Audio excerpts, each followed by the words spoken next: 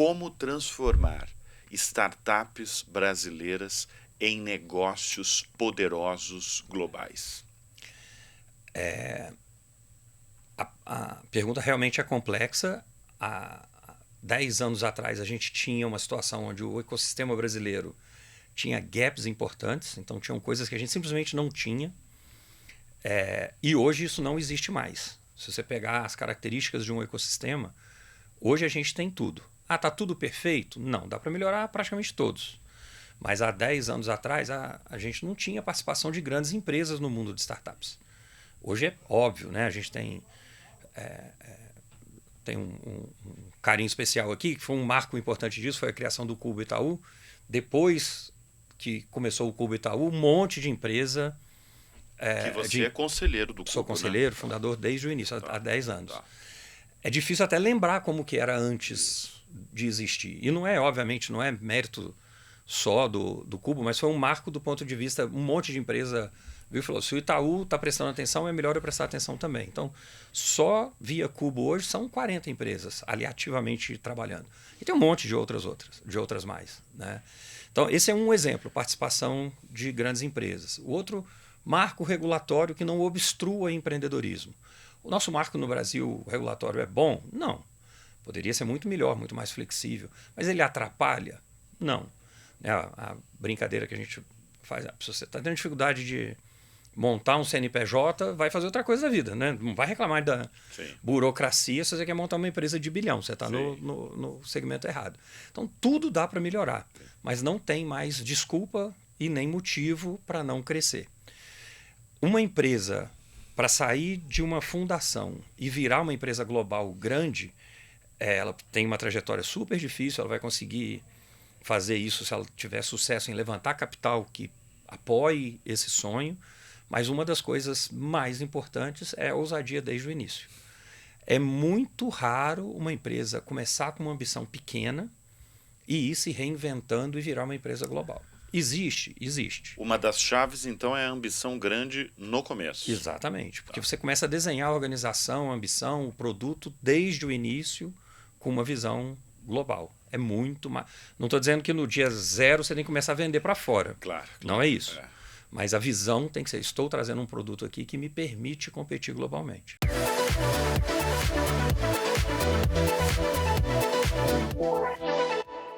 Olá, seja muito bem-vindo ao Fala Aí, o podcast número 1 de inteligência artificial do Brasil. Nesta edição a gente vai falar com um craque no setor de tecnologia, especificamente em startups. Eu recebo aqui com um grande prazer o Anderson Tess. Anderson, obrigado pela presença aqui em nosso estúdio do Fala Aí.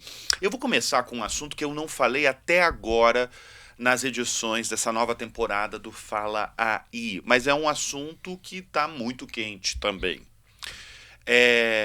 A inteligência artificial, ela vive um hype? Bom, você começou já levantando bola alta, né? Bom, eu vou dar a minha opinião sobre esse tema. É óbvio que quem tem certeza não está prestando atenção, né? Porque está tudo evoluindo numa velocidade muito grande. A minha opinião é que se a tecnologia conseguir entregar as coisas que a gente acredita, a gente está num under-hype, não num hype. Eu acho que a gente ainda não consegue imaginar e entender, e principalmente não consegue mensurar tudo que vai poder vir de AI. Então, tem situações localizadas onde a gente olha e fala assim, mas o preço dessa empresa, dado o quanto de lucro que essa empresa está dando, parece que tem um hype aqui, parece que tem uma bolha. Claro que dá para você enxergar esses pontos. Mas quando a gente olha a indústria como um todo, Brasil e mundo, eu acho que a gente ainda não conseguiu entender a profundidade da transformação que vem com essa nova tecnologia. Dá para comparar com outro evento? Porque tem convidados aqui do Fala Aí que compararam, por exemplo, com um advento do smartphone, quando a Apple chegou, trouxe o iPhone, começou a criar os aplicativos, começou a vir grandes ideias e empresas e empregos como a Uber, o Airbnb, etc. Teve outro convidado que comparou com o .com. Esse momento que a gente vive esse frenesi global de investimentos bilionários envolvendo inteligência artificial, dá para comparar com outro momento da história em tecnologia? Dá para tirar bons aprendizados, né? Assim, a gente costuma dizer que a história não se repete, mas ela rima, né? Então, sempre fazer esse tipo de paralelo é interessante, dá para a gente desenvolver modelos mentais que ajudam a entender o que está acontecendo. Mas eu acho que é sempre muito importante entender o que tem de diferente em cada uma delas, né? Os exemplos que você citou são muito bons e se a gente for olhando a evolução tecnológica para trás, a gente geralmente tem uma grande ruptura do tipo que você descreveu a cada 5, 6 anos. Então a gente teve a .com, que foi uma muito grande ali por volta de 98, 2000. Depois a gente teve mobile em geral, né, os pré-smartphone. Depois a gente teve o smartphone ali 2004, 5, 6, com chegada e expansão de iPhone principalmente. Depois redes sociais, cloud, SaaS. Então, historicamente, a gente tem a cada 5, 6 anos uma grande revolução dessa. E agora a AI com certeza é uma delas, né? Pessoas diferentes têm opiniões diferentes. Eu acho que a que tem mais profundidade comparado com o que a gente está vendo em AI provavelmente a do .com, que é onde a gente teve uma mudança estrutural, uma mudança de plataforma muito, muito grande. O smartphone também mudou muita coisa. O que tem de diferente agora? Eu acho que tem algumas coisas que são profundamente diferentes. Provavelmente a mais importante delas é a quantidade de gente usando já essa nova solução. Então essa é a mais fácil de entender, né? Todas as outras a gente começava a sair o iPhone, começava com uma adoção pequena da tecnologia, era caro, demorava era muito diferente. diferente. Começava com early adopters, alto poder aquisitivo e curiosidade tecnológica. Isso ia gravitando. A AI, como a gente está chamando agora daí de ChatGPT para cá, né?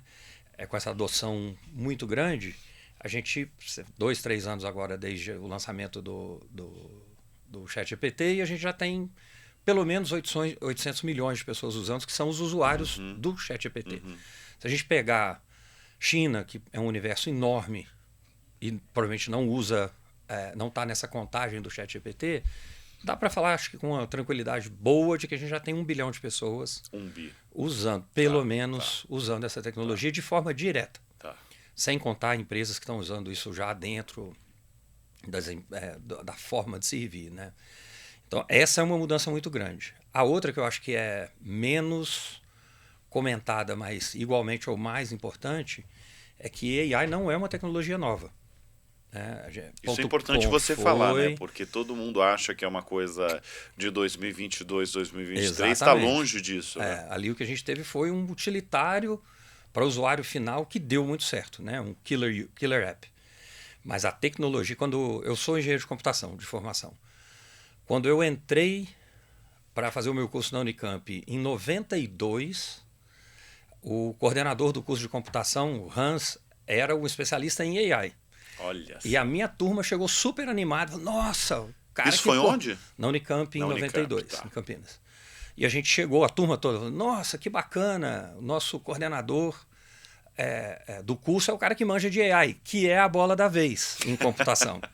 E ele virou 1992, muito bom. E o comentário do Hans, eu lembro claramente, foi, gente, AI tem 30 anos. Isso é um momento de hype, vamos ver como que isso vai evoluir.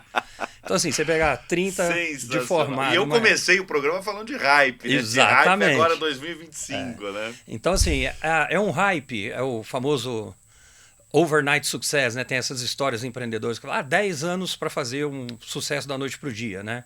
E aí são 60, né?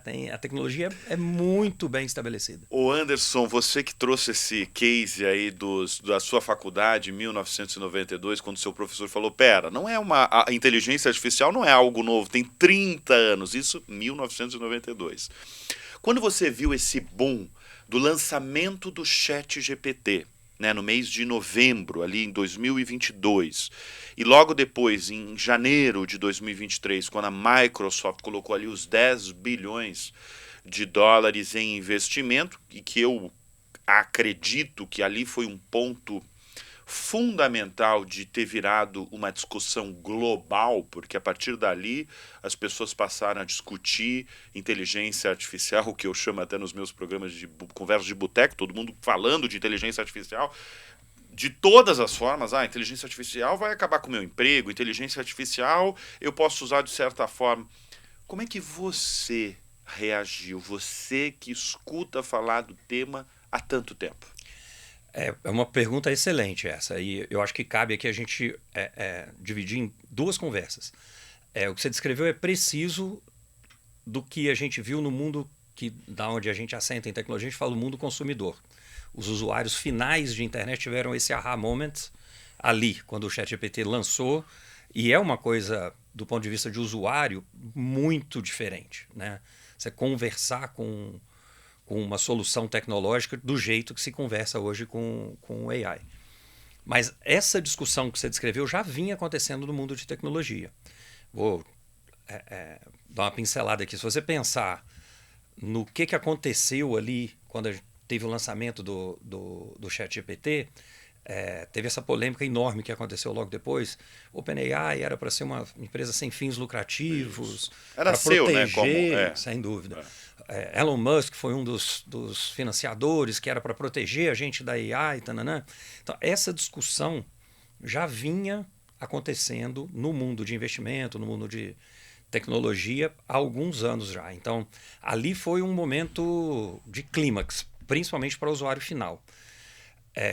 A discussão do para onde vai AI já vinha acontecendo antes. O que me ajudou a entender, e não quer dizer que está certo ainda, mas a gente é muito treinado a perguntar o porquê, né? Por quê? Mas por quê? Mas por quê? Quanto mais porquê você consegue colocar em linha, você vai entendendo melhor. Um jeito de parafrasear a sua pergunta é: se tem 60 anos, por que em 2022 bombou? Né? E aí tem um conjunto de motivos. Um é um paper feito pelo Google que definiu exatamente o ambiente de LLMs e foi tornado público, que teve foi responsável por um gatilho tecnológico importante para esse espaço específico de LLM. Mas tem um outro motivo que aí dá para fazer de novo paralelo, por exemplo, com cloud ou com SaaS, que é o que está permitindo uma tecnologia tão óbvia, entre aspas, com um poderio tão grande, já conhecido, amadurecer tão rápido e agora? E a explicação não tem nada de novo, né? Foi um declínio exponencial do preço de computação e do preço de armazenamento. Então, é uma tecnologia bem conhecida, sabidamente consome muito poder computacional, consome muito dados, tanto para desenvolvimento do modelo quanto para uso, e o preço dessas coisas ficaram muito baratos. É a mesma coisa que você tentar imaginar e falar assim: há 100 anos atrás, pouquíssimas pessoas usavam, sei lá, carro. Se a gasolina for para zero amanhã, quem vai usar carro? Quase todo mundo que tiver opção de comprar, com custo zero de manter, você vai passar a usar aquilo muito mais. Anderson, qual é o tamanho do setor de tecnologia no Brasil? Olha, essa é uma pergunta que dá para cortar de várias formas diferentes, né? Se a gente pegar o tamanho do uso de tecnologia no Brasil, a gente tem uma significância bastante grande. Inclusive no próprio ChatGPT, cada pesquisa que você olha fala um pouquinho diferente, mas o Brasil está ali, terceiro maior uso entre consumidores finais, tal. Historicamente... Mas se você pegar outros produtos, né, redes sociais, o Brasil está entre os três. Exatamente. WhatsApp exatamente. Isso é uma combinação de... O brasileiro é muito digital. O brasileiro gosta, né, é muito digital, é muito early adopter, então a gente não tem medo de experimentar coisa nova. A população é grande, então relativamente fácil da gente ocupar posições importantes. A gente tem grandes cidades, então você pegar Uber, por exemplo, São Paulo é a cidade mais importante, Rio, dependendo para quem você pergunta, né? Claro. Mas São Paulo é uma das cidades mais importantes, Rio logo depois, para o Uber, que está em quase todos os lugares do mundo. Se você for, não sei como está hoje, mas até bem pouco tempo, se você olhasse YouTube, o Brasil é 3, 4, Orkut era o primeiro, então não é uma coisa recente e os principais drivers são esses. E uma outra coisa que o brasileiro tem, que é o flock mentality. O efeito de rede, que é uma característica muito importante em vários produtos, é muito forte no Brasil. Que é o se você usa, eu quero usar também. Sim. Isso cria uma força muito grande de adoção de plataformas no Brasil. E a gente acaba tendo uma posição super relevante em quase tudo que a gente adota aqui. E AI não tá sendo diferente. Mas e o tamanho do mercado de tecnologia? Então, eu acho que a gente pode fazer um paralelo com cebolas, né? Então, se a gente pegar o tamanho do mercado, do quanto que o Brasil usa de tecnologia, a gente é um mercadão. É muito, muito grande. Se a gente olhar o quanto de tecnologia tem desenvolvida no Brasil, aí dá uma dorzinha no coração. A gente deveria ter um mercado muito maior do que ele é. E se a gente vai para o mercado de inovação, que é super crítico para essa fase nova que a gente vai entrar agora com o AI e várias outras plataformas em paralelo, né? Aí é mais importante ainda, porque tem uma falsa sensação de conforto quando a gente olha o tamanho que a gente tem hoje e da onde a gente vem. A gente, como indústria de venture capital, de inovação, de empreendedorismo, a gente claramente cresceu 10 vezes nos últimos 8, 10 anos. Que é um motivo de celebrar e comemorar e tudo mais. Mas ainda é muito pequeno comparado com o que o tamanho da nossa economia merece. E sabe o que eu imagino que deve ter um valor discrepante quando a gente compara com outros países? É você analisar o valor de mercado das empresas de tecnologia em relação ao PIB. Eu imagino que deve ser bem mais baixo se você comparar com outros países. Tirando até Estados Unidos, tá? Porque daí essa comparação é abissal, brutal, né? É brutal. Tirando Estados Unidos, né? Mas se você comparar com outros países, eu acredito... Sem dúvida. E é uma boa forma de comparar, né? As duas coisas. Qual o peso relativo entre a economia total e a economia criada no país, né? Que é o PIB digital frente ao PIB total do país, e meramente quem são as estrelas de cada geografia. Então, você pegar entre as 10 maiores empresas dos Estados Unidos, da Inglaterra, da maioria dos países da Europa, quantas daquelas empresas, dois cortes importantes, né, são de tecnologia e são empresas que foram criadas por fundadores dentro de uma geração, né, que é o push empreendedor que aquele país tem, comparado com o Brasil. Nisso a gente ainda fica bem para trás, né? Você pegar o mix das maiores empresas. Bom, deixa eu chamar a atenção aí um pouco para a trajetória do Anderson Tess.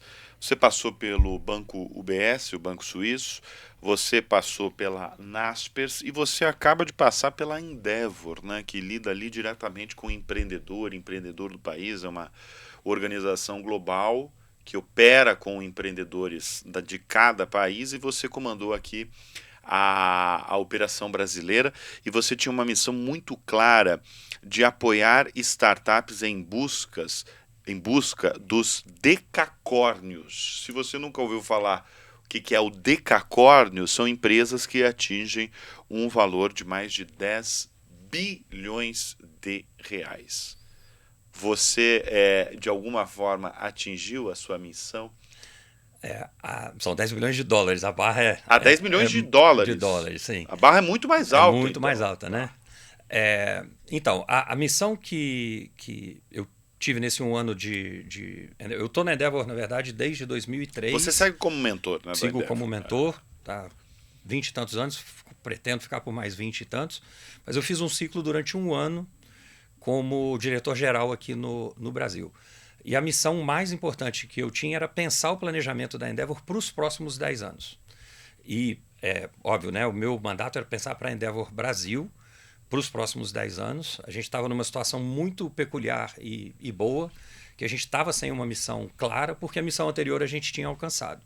Então, a Endeavor no Brasil teve um ciclo onde a gente precisava trazer a cultura do empreendedorismo, explicar o que era empreendedorismo. Isso foi ali de 2000 até uns 2012, 15. Depois, um ciclo importante de ter empresas grandes no Brasil, criadas por empreendedores. A gente também já conseguiu isso, né? A gente tem uma série... É um avanço importante. Muito importante, que é o tal crescimento de 10 vezes que a gente viu. E a gente precisava pensar qual que é o sonho grande daqui para frente, o que a gente quer fazer até 2035, né?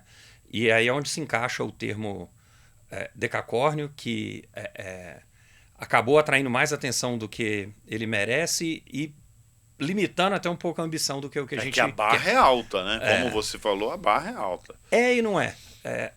Há 10 anos atrás, se a gente tivesse que pensar, se a gente falasse, o Brasil vai ter entre 20 e 30, né? Depende de quem você olha e o valor das empresas hoje, mas a gente está por aí, entre 20 e 30 unicórnios no Brasil. Pensar se em 2012, quando eu estava levantando o primeiro fundo da Redpoint, se eu falasse a gente vai ter 3 unicórnios no Brasil, iriam me chamar de doido daqui 10 anos. Iriam me chamar de maluco. E a gente tem muito mais do que isso hoje. Então, olhar daqui para frente, imaginar que a gente vai ter uma quantidade enorme de decacórnios, é uma ambição muito menor do que a anterior. Sim. Então, assim, eu acho que a ambição tem que ser daí para cima. Sim. A ênfase que a gente deu nesse posicionamento é porque esse é o novo passo do ecossistema. O Brasil ainda não sabe. A gente tem Nubank, provavelmente iFood, que estão nesse universo aí de empresas. Não tem informação privilegiada. Nubank é público, o iFood, estou especulando aqui. Mas são as duas empresas que estão nesse universo. Porque a gente precisa ter um monte delas, né, num espaço de tempo não muito longo. Então, imaginar que daqui 10 anos a gente vai ter um monte de decacórnios, eu acho que é mais tímido do que ousado. Mas eu acho que a gente precisa acreditar nisso, senão a gente não chega lá. Então, a missão não é estar aqui só para apoiar decacórnio, é garantir que quem começa uma empresa hoje do zero entende que dá para fazer no Brasil uma empresa que vai sim ser um decacórnio, que vai operar no mundo inteiro. É um shift de ambição para o empreendedor. Ô Anderson, você que acompanha há tantos anos esse setor, né, esse setor de startup, você está falando aqui, né, sobre esses desafios. Né? Primeiro explicar o que é o empreendedorismo e a partir dali você incentivar os empreendedores brasileiros a transformar startups em negócios bilionários globais. E aí eu pergunto para você, eu imagino talvez que seja uma resposta complexa, vamos tentar ser simples aqui no Fala Aí. Como transformar startups brasileiras em negócios poderosos globais? A pergunta realmente é complexa. Há 10 anos atrás a gente tinha uma situação onde o ecossistema brasileiro tinha gaps importantes, então tinham coisas que a gente simplesmente não tinha. E hoje isso não existe mais. Se você pegar as características de um ecossistema, hoje a gente tem tudo. Está tudo perfeito? Não, dá para melhorar praticamente todos. Mas há 10 anos atrás a gente não tinha participação de grandes empresas no mundo de startups. Hoje é óbvio, né? A gente tem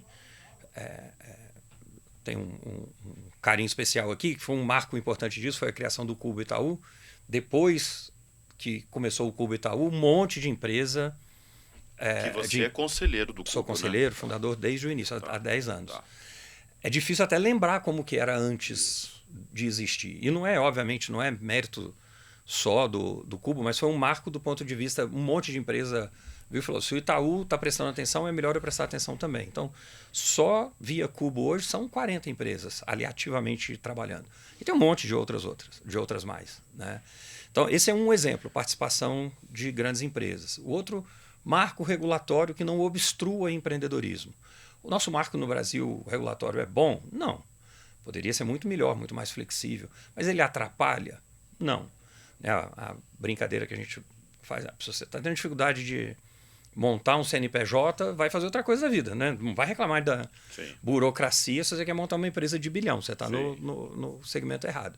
Então, tudo dá para melhorar, mas não tem mais desculpa e nem motivo para não crescer. Uma empresa, para sair de uma fundação e virar uma empresa global grande, ela tem uma trajetória super difícil, ela vai conseguir fazer isso se ela tiver sucesso em levantar capital que apoie esse sonho, mas uma das coisas mais importantes é a ousadia desde o início. É muito raro uma empresa começar com uma ambição pequena e ir se reinventando e virar uma empresa global. Existe. Uma das chaves, então, é a ambição grande no começo. Exatamente, porque você começa a desenhar a organização, a ambição, o produto desde o início com uma visão global. É muito mais. Não estou dizendo que no dia zero você tem que começar a vender para fora. Claro. Não é isso. Mas a visão tem que ser, estou trazendo um produto aqui que me permite competir globalmente. Agora eu vou mudar um pouco a minha questão, mas totalmente dentro desse assunto. Como é que funciona a cabeça do dono de uma startup de sucesso no Brasil? Bom, a maioria das startups que fazem essa trajetória com sucesso não é uma cabeça, são algumas cabeças, né? Então, ter um time fundador geralmente ajuda bastante nessa trajetória, essa complementariedade. Os ingredientes principais nessa cabeça empreendedora são ambição, um pouquinho de ingenuidade, né? Porque, ingenuidade? Se você isso é tiver, inusitado da sim, sua resposta. Sim. Se você tiver certeza, com conhecimento absoluto das chances de sucesso, você provavelmente não começa a jornada. Porque é uma luta muito, muito difícil, estatisticamente falando. Então, a gente precisa muitas empresas com muita ousadia para que algumas cheguem nessa situação de unicórnio global com crescimento acelerado. O resultado de alguém que começa com uma ousadia muito grande e alcança metade da meta, em geral, é muito maior do que alguém que começa com um raciocínio: quero ganhar o meu bairro, para depois ganhar a minha cidade, para depois ganhar o meu estado e eventualmente ganhar o Brasil, e aí, quem sabe, ir para a América Latina antes de ir para o resto do mundo. A probabilidade de chegar num lugar com uma empresa maior, com uma ambição alcançada maior, é bem maior de quem já começa sonhando grande desde o início. Anderson, você falou que anos atrás no Brasil você tinha setores, gaps que não existiam. Então, de certa forma, a gente pode interpretar que foi, de alguma forma, mais fácil do que está sendo hoje.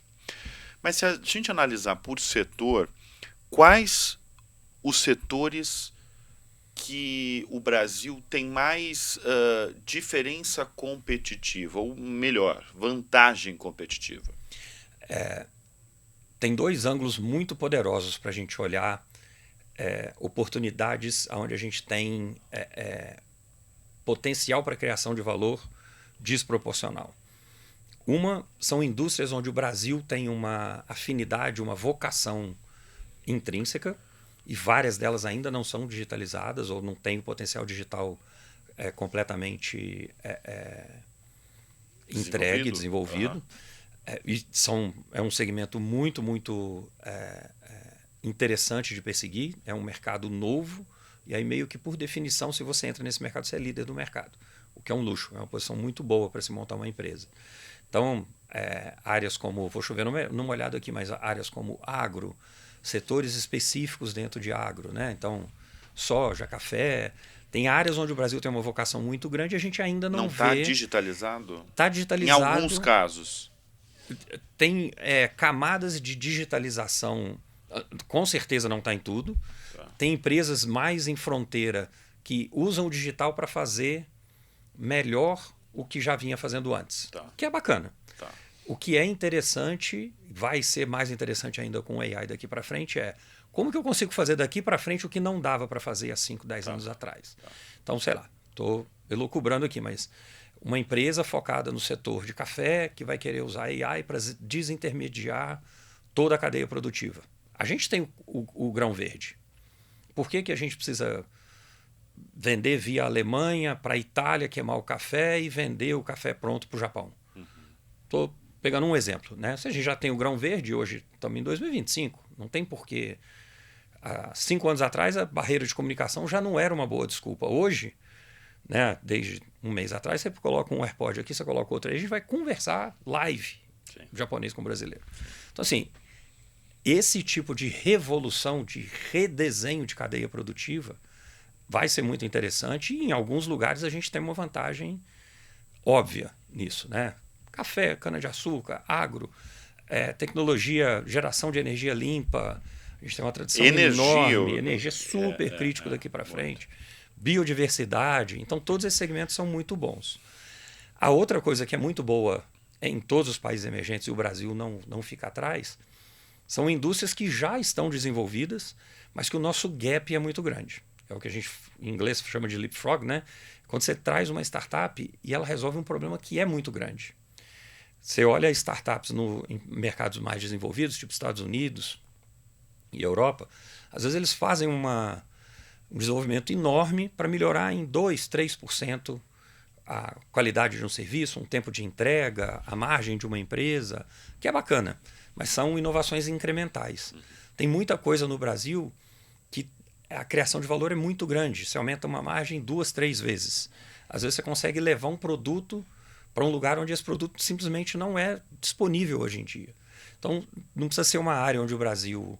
Área de saúde, por exemplo. Usar a tecnologia para levar o mesmo padrão de saúde que está disponível nas grandes cidades para o interior do país, para o meio da Amazônia, a quantidade de valor social criada é muito maior do que no Vale do Silício você entregar um pacote em 45 minutos ao invés de 1 hora. Qual que é o grande case brasileiro nos últimos tempos de startup que virou um grande negócio, pode ser um grande negócio nacional ou um grande negócio global na sua avaliação? Tem vários, né?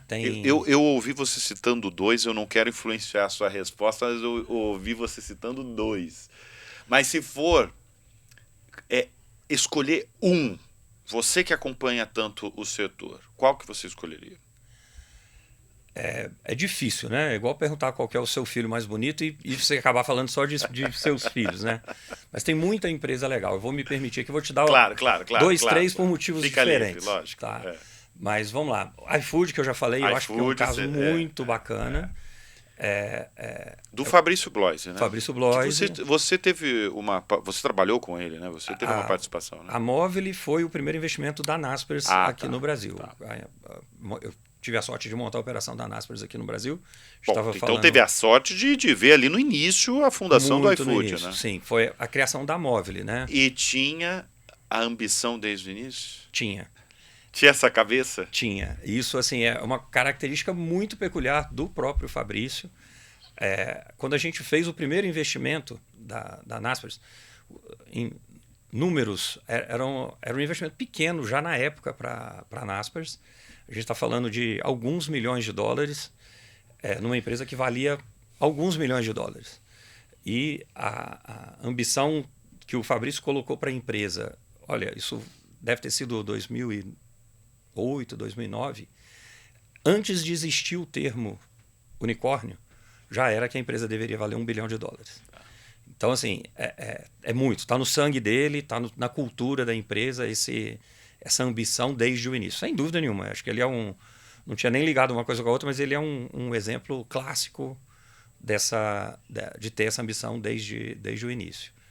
Então, o iFood, a Móvel, né, com o iFood lá dentro, é um exemplo por um monte de motivos, né? Experimentação, a cabeça empreendedora, o conceito que ele chama dos jet skis, né? Vamos tentar um monte de coisa, tá ok, dá errado, e a gente vai fazer o double down nas coisas que funcionarem. Então o iFood é um exemplo muito bacana por nível de excelência, adoção de tecnologia, resolução de um problema real que domina muito bem, principalmente o mercado brasileiro.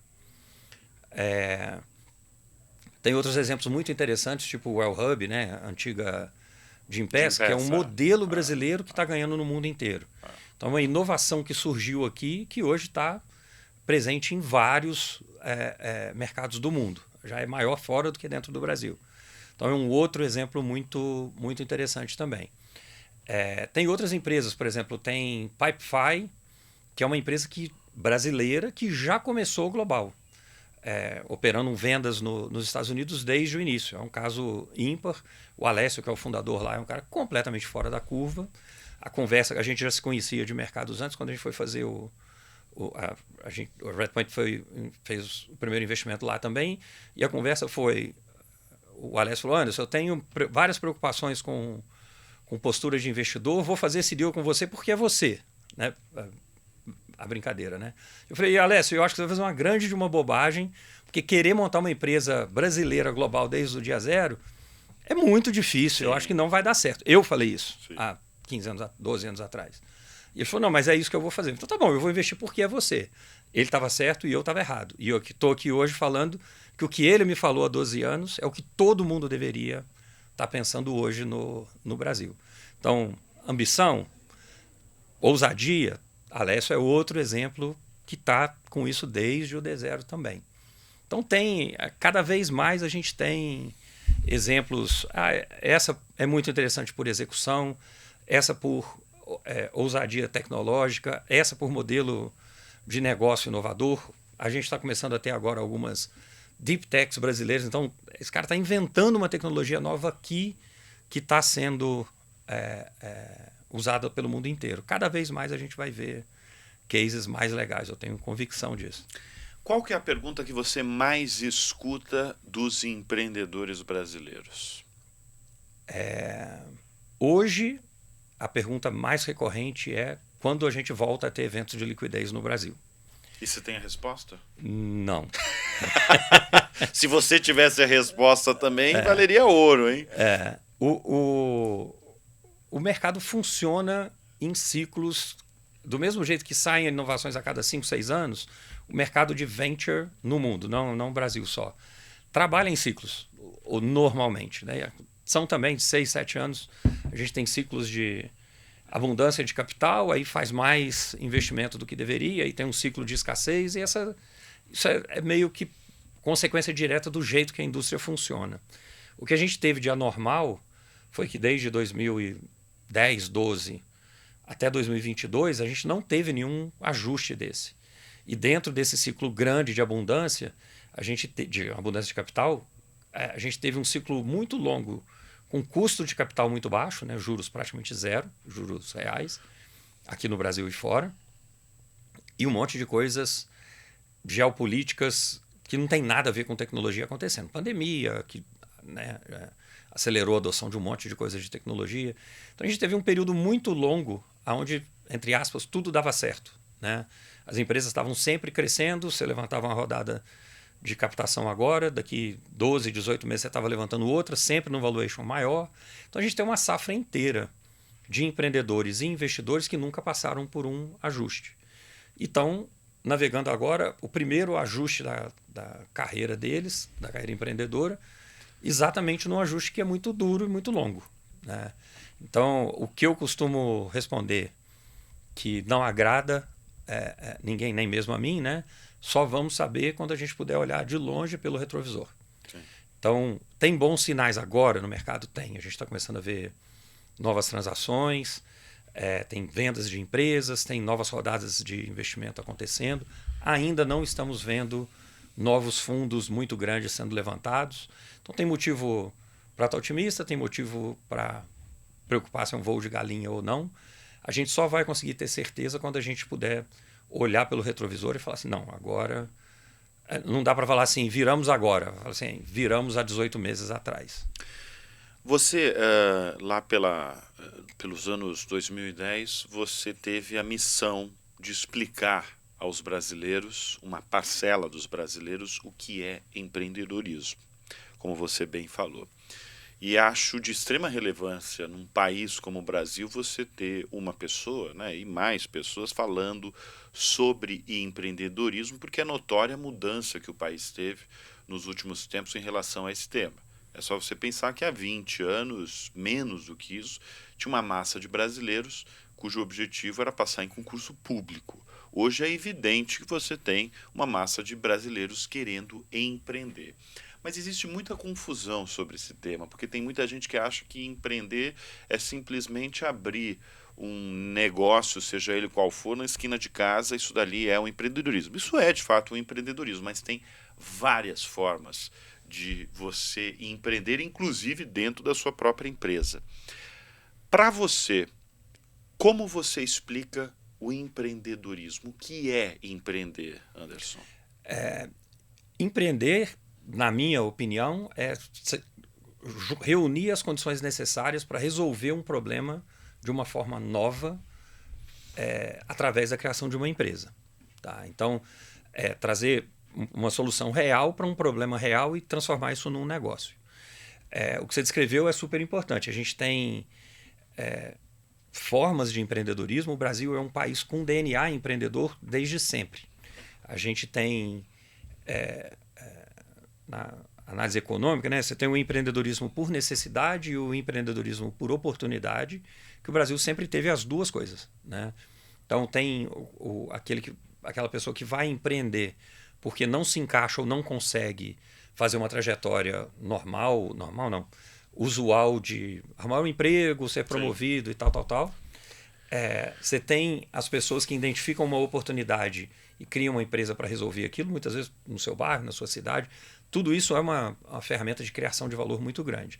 E você tem o empreendedorismo de alto impacto, que aí são jornadas empreendedoras que criam um valor desproporcional e rápido. Então são empresas que ficam muito grande e muito rápido. Essas são as empresas que geralmente são investidas por Venture Capital, que é a área que eu trabalho, né? E essa jornada ela é muito específica e a taxa de sucesso é bem pequena. Então você tem muito empreendedor começando essa jornada e alguns deles criam casos que são muito aspiracionais. Mas a quantidade de valor que é criada nas empresas que dão certo, nas que dão mais ou menos certo e mesmo nas que não dão muito certo é muito grande. Porque uma empresa que cria uma solução nova e às vezes não consegue virar uma empresa muito grande, não consegue vender aquilo diretamente, acaba fazendo uma venda daquela tecnologia para uma empresa maior e a tecnologia em si acaba criando muito valor também.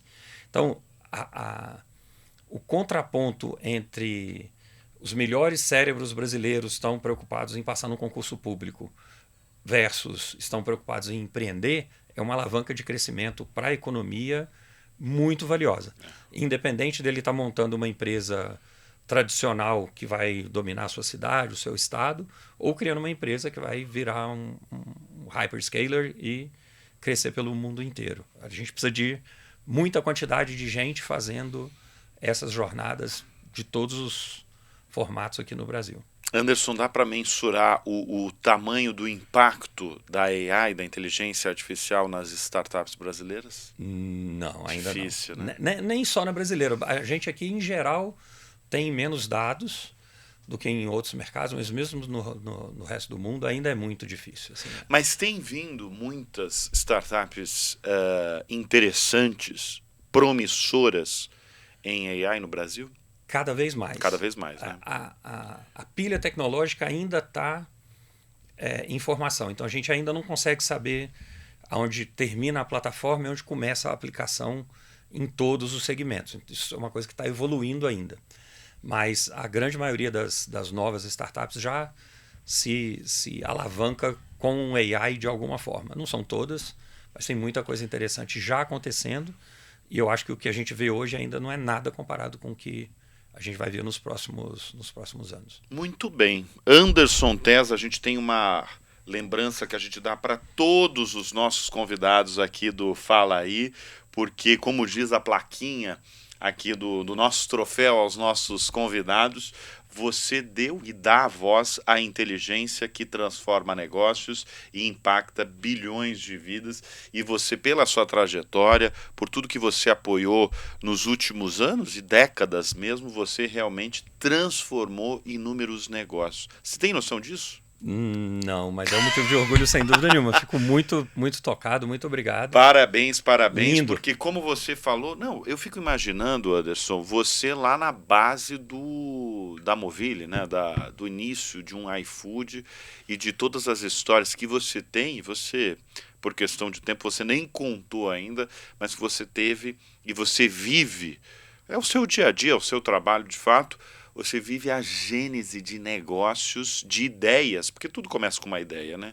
De ideias, iniciativas que viram grandes negócios. Sem dúvida, é um privilégio enorme. É uma grande honra poder trabalhar nesse tipo de setor com o impacto que a gente vê sendo. Você acha que a gente vai ter cada vez mais iFoods, cases parecidos? Não no setor, né? Mas assim, empresas que viram iFoods? Não tenho dúvida. Assim, a gente não tem alternativa. Assim, o Brasil não precisa virar... Se o Brasil continuar a trajetória que vem hoje, a gente vai ter que ter grandes empresas apoiando, porque a infraestrutura que a gente precisa para a nossa economia crescer vai ser feita em cima de tecnologia. Não tem. A gente já não fez os investimentos em infraestrutura tradicional. Vamos ter que ter eficiência via tecnologia. Mas via isso IA. é uma ótima notícia. É uma ótima notícia. É uma notícia, ótima notícia. Então a gente termina com otimismo e ótimas notícias aqui no Fala Aí. Anderson Telles, obrigado pela presença aqui no Fala Aí. Eu que agradeço, uma honra enorme. Muito obrigado. E olha, obrigado sempre pela sua companhia, pela sua confiança. A gente volta a qualquer momento com mais uma edição do Fala Aí.